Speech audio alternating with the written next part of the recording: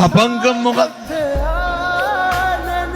පින්නතනේ බීලා අපූර්වට පාර එනවා විත්තියක්වත් නැහැ. පොලිසියෙන් ඇල්ලුවත් පොලිසියට ටෝක් කරන නොබීපු ගන්නට. මිනිස්සුන්ට යක්කු හැනවනේ ගෙට කඩුල්ලෙන් ඇතුළට ගියපු ගමන්. තියෙන තිරිසංකම් වෙන මොකක්ද? ඇතුළට ගියපු ගමන් හැන රුසිය හැන දස්සයා. හැන චණ්ඩියා. කවුරු ඉස්සරහද? බිරිඳයි දරුවෝ ඉස්සරහ. ඒවා හරි බාල වැඩ. කසාද බිරිඳට තඩි ගහන්න මොන ගෑනු ගතියක්ද ඒක? සමහර තාත්තලා ඉන්නවා මේ එහෙම නැතුවද මං කියන්නේ අර බොහෝ පැතිවල වෙන විදිය මොන පැතිවල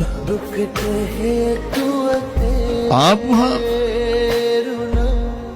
පින්නතුනි දරුවන්ට කැත විදියට බයිනෝ. කොහොමද බයි? සමහර කොල්ලෝ කියන හාමුදුරුවනේ අරක මරන්න හිතිලලු තියෙන්නේ. කවුද අරක කියන්නේ? තාත්තා. හේතුව දන්න කාලේ ඉඳන් හාමුදුරුවනේ තාත්තා අම්මට තඩි ගහනවලු. දන්න කාලේ ඉඳන් කුණුහරුප කියනවා. අද ඉඳන්ව පුරුදු වෙන්න. මං කියන්නේ මේ පැත්තේ එහෙම අඩුවේ. ඔය ගෙවල් වල කුණුහරුප කියන්න එපා. ගෙවල් වල කිසි කෙනෙකුට තාතෝ කියලා කතා කරන්න එපා. ගෙදර ඉන්නේ අම්මයි තාත්තයි දරුවෝයි විතර. ඔය 4-5 දෙනාට ඉස්සනසීමෙන් ඉන්න බෑ. ඒ 4-5 දෙනාගේ මොකවත් බෙදා ගන්න ඔට්ටු වෙනවද? නෑ. අනෙකට ගරු කරන්න පුරුද්දක් නැතිව තව පොඩි ප්‍රශ්නයක් තියෙනවා. එකට එක කියන එක නවත්තන්න. ගෙවල් වල හරියට එකට එක කියනවා. මම මේ පණිවිඩය දෙනවා කසාද බඳින්න ඉන්න තරුණ තරුණියන්ට. මං කොල්ලොන්ටත් කියනවා ඔය මම මේ කියන ටික කරන්න බැයි නම් බඳින්න එපා. මං තරුණියන්ටත් කියනවා මම මේ කියන ටික කරන්න බැයි නම් බඳින්න එපා. ඔය යරමන්තර යාළු වෙලා ඉන්න කාලේ පුරුදු වෙන්න අනෙකට ගරු කරන්න. වෙනදින විශ්වවිද්‍යාලයට යන උසස් පෙළ විශ්වවිද්‍යාලෙත්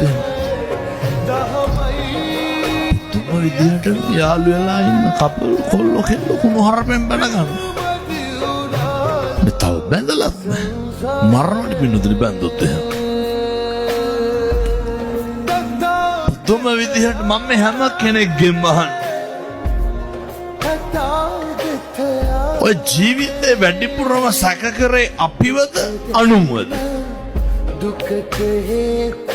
කවද්ද කියන්න බෑන්ද? ඔය තුම්ම සැක කරපු දවසක් තියෙනවා. අපි සැක කරන්නේ කවුද? අපි සැක කරන්නේ අනේකව. මොකටද පින්නතුනි අනුන් සැක කරලා අපි කුලප්පු වෙන්නේ? වෙන කාගේවත් චර්යාවක් ගැන සැකෙන් බලලා කාගේද ලේ ටික පිච්චෙන්නේ? මොකටද?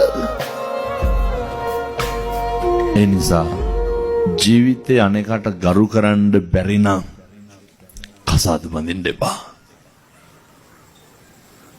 අනෙකට ඇහුම්කම් දෙන්න බැරි නම් කසාද බඳින්න එපා. අනෙක පිළිගන්න කැමති නැත්තම් දැන් ඔය කෙවල්ල කවදාවත් හොඳක් කියනවද? ගෙවල් වල අගය කිරීමක් තියෙනවද? ගෙවල් වල ඇගීමක් තියනවද? කිසි දෙයක් නැහැ.